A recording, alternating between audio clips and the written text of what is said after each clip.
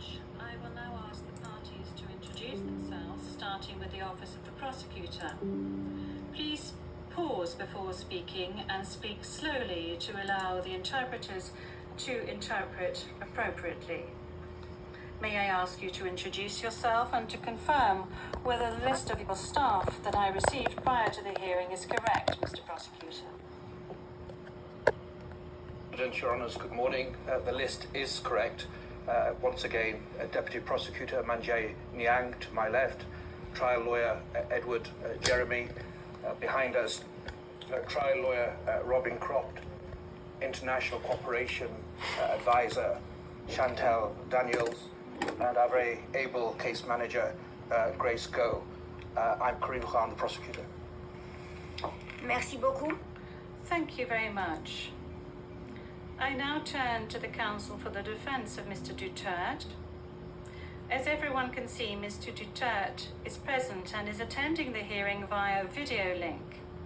As Mr. Duterte made a long journey involving a considerable time difference, the chamber authorized Mr. Duterte to follow the hearing at a distance.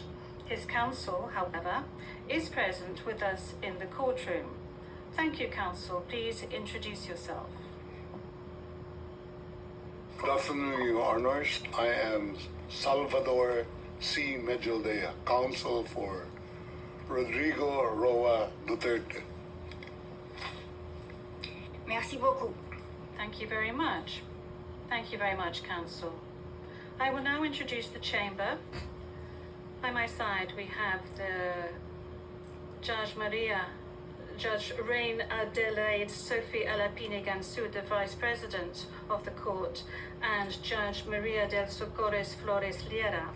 I am the presiding judge of the pretrial chamber 1 of the court, and my name is Julia Antonella Motok. Now, I would like to speak to you, Mr. Duterte. I'm speaking French, but you are receiving interpretation of what I'm saying in English. I understand that you are at ease in the English language and that the interview yesterday at the detention center was conducted in English and that you did not deem it necessary to request interpretation into any other language during this interview. This said, I would like firstly to confirm your identity. Could you provide us with your full names, please? Young Rodrigo Roa Duterte. That's my first middle name is Roa. The surname is Duterte.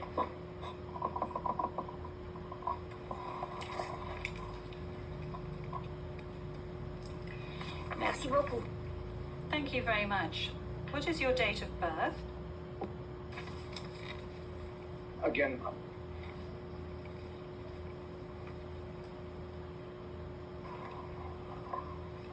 Can we request that the question be repeated? I don't think he heard it.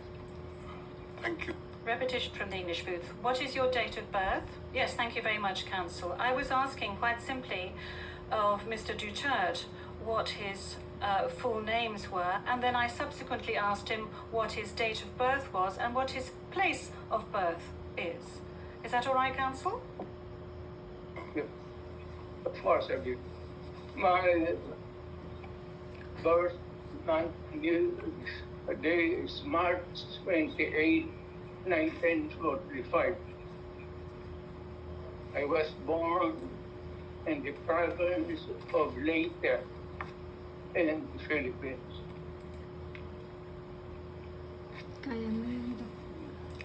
Merci beaucoup. Thank you very much. As a preliminary point. Very well, thank you, Mr. Duterte. As a preliminary point, it is useful to clarify the nature and limited scope of this first appearance hearing. Today's hearing is neither the start of the trial, nor is it a confirmation of charges hearing. During today's hearing, no evidence will be collected or presented, and the issues of Mr. Duterte's guilt or innocence will therefore not be addressed. In accordance with Article 61 of the Rome Statute, the Court's founding treaty, and Rule 1211 of the Rules of Procedure and Evidence, the main purpose of this initial appearance is to answer 3 questions. Firstly, the Chamber must ensure that the person who was the subject of the arrest warrant has been informed of the crimes of which he is accused. No. Second, the Chamber must ensure that this person has been informed of his rights as recognized by the Rome Statute. Third, the Chamber must set a date on which it intends to hold a confirmation of charges hearing. The Chamber notes that your counsel, Mr. Duterte, filed 2 motions, one in relation with today's hearing, and you may be aware that these 2 motions have not been accepted by the Chamber because of the nature of today's hearing. No further discussion on the matter is necessary during this hearing because, as I said at an earlier stage, the aim of this hearing today is to introduce the parties and to ascertain the charges and to set a date for the confirmation of charges hearing at a later stage. With regard to the first point, I recall that Mr. Duterte has received a copy of the warrant for his arrest and that a redacted version of the prosecutor's application for the issuance of the warrant of arrest is public. I will now ask the court officer to read the charges against him. The charges will be read in English. Please, over to you, Madam Courtroom Officer. Thank you, Madam President. Your Honours. On 7 March 2025, Pre-Trial Chamber 1 concluded that there were reasonable grounds to believe that Mr. Duterte is criminally responsible pursuant to Article 25(3)(a) of the Rome Statute as an alleged indirect co-perpetrator for the crime against humanity of murder pursuant to Article 7(1)(a) of the statute as follows. A. Murder of at least 19 persons, allegedly drug pushers or thieves, killed by members of the Davao Death Squad in various locations in or around Davao City, Philippines between 2011 and 2016. B. Murder of at least 24 persons, allegedly criminals, such as drug pushers or thieves or drug users, killed by or under the supervision of members of the Philippines law enforcement, sometimes with the assistance of persons who were not part of the police, at various locations in the Philippines between 2016 and 2019. Merci beaucoup, Madame la... Thank you, Madam Courtroom Officer. Mr. Duterte, I'm not going to ask you to stand up because I know your condition, so I'm going to allow you to remain seated. You have just heard the reading of the charges, which are in accordance with the content of the arrest warrant you received. This means that you have been informed of the crimes of which you are accused. And this concludes the examination of the first point mentioned above. I will now turn to the second point, which concerns your rights as a suspect before this court. I will summarize some of these rights, which are of particular importance at this stage of the proceedings. Those rights are as follows. You can benefit from the assistance free of charge of a competent interpreter and benefit from the necessary translations to meet the requirements of fairness.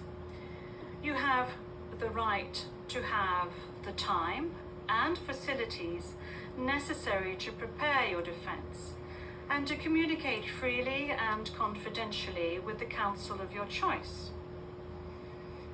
You have the right to remain silent, and you cannot be forced to testify against yourself or to confess guilt. You can also make statements in your defense without taking an oath. In addition to any other disclosure provided for in the statute, the prosecutor must disclose to you, as soon as practicable, evidence in his possession or at his disposal that shows or tends to show your innocence or to mitigate your guilt, or that could undermine the credibility of the evidence against you.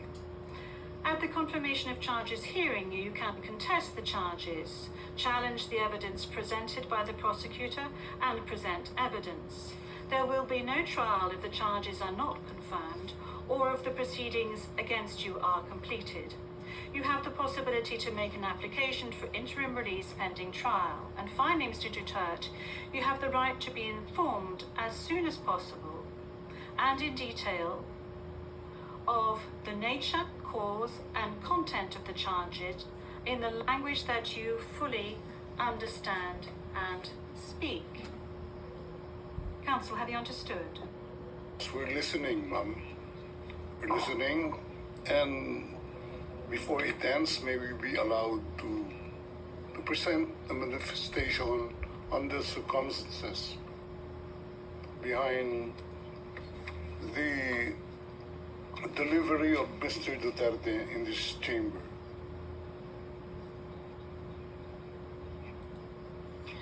Oui, maître, je dois d'abord demander. Yes, counsel. This is as part of the procedure, and as we've said since the very outset, I need to ask Mr. Duterte himself to make observations as to the condition of his surrender to the court and the conditions of his detention at the detention facility of the court since his arrival. If he can please tell us these details. Thank you. Can I... Oui, maître. Oui. Presiding Judge, yes, counsel. Please. 2 days ago, the whole world has witnessed the degrading fashion in which a former president of a sovereign country was bundled into a private aircraft and summarily transported to The Hague. To us lawyers, this would be called an extrajudicial rendition. To the less legally inclined, it was a pure and simple kidnapping. My client was denied all access to the legal recourse in the country of his citizenship, and this all in the nature of political score settling. Two troubled entities struck an unlikely alliance, an incumbent president who wished to neutralize and choke the legacy of my client and his daughter on the other hand, and a troubled legal institution subject to delegitimization and desperate for a price cuts and a legal show today on the other hand. With this in mind, it is not surprising that my client was abducted from his country. ICC private jets do not drop out of the thin air. That jet which received my client was coordinated in advance. The UAE is not a state party to the ICC and has no obligation to cooperate with the court. Yet my client sat in transit in that country for more than 5 hours. I invite the registry's representative to present today in court to explain to the judges exactly how they believe this transfer was anything other than a gross abuse of process. Given the precipitous arrival of my client, an elderly man with debilitating medical issues, hard of hearing and poor of sight, he was taken to a hospital for observation. Only this morning have I met him for the first time with less than an hour to discuss legal issues. I have not been able to present him with a hard copy of the arrest warrant because we were not supplied with such. I have not even been able to explain to him what the prosecution requested when seeking the issuance of the arrest warrant. This is because the chamber only established a redacted version of the prosecution request last night. Other than to identify himself, my client is not able to contribute anything to this hearing. Most importantly, he is not able even to tell you that he has been informed of the charges as contained in the arrest warrant for a reason more pertinent to which I alluded in my written request to this honorable pre-trial chamber this morning, and which is confidential in nature. Accordingly, I repeat my respectful request, which was rejected this morning, to postpone the substantive aspect of this hearing to the next week, when I will have the opportunity to sit with my client and to explain to him what a confirmation hearing is and what the disclosure is, and how the prosecution alleges that he committed crimes. I thank the court for its attention and regret to say that I do not have instructions to continue my submission any further today. Thank you.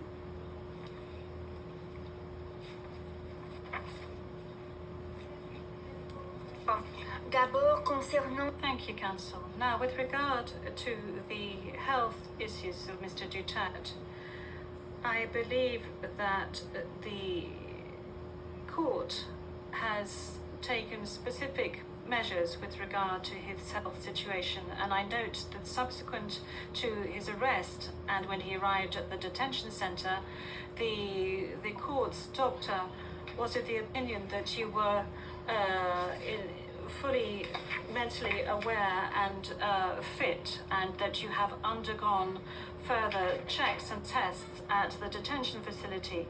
And when you broached health matters, that's saying that you were not able to come to the hearing, the doctors who consulted with you were of the opinion that Mr. Duterte was not in a position to come to the hearing physically, but that if he gave a written permission, he would be able to take part via video link. Now, that is with regard to the health matters that you just mentioned.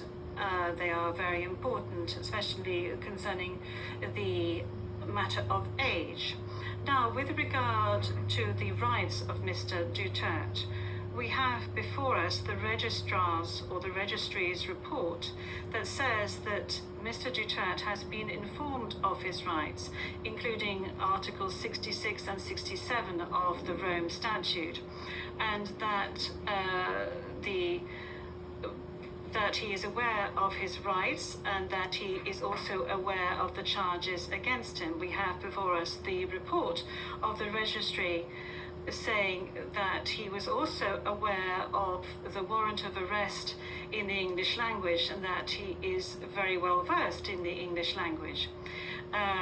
Once again, you have the possibility of these charges being read in English, which was the case today.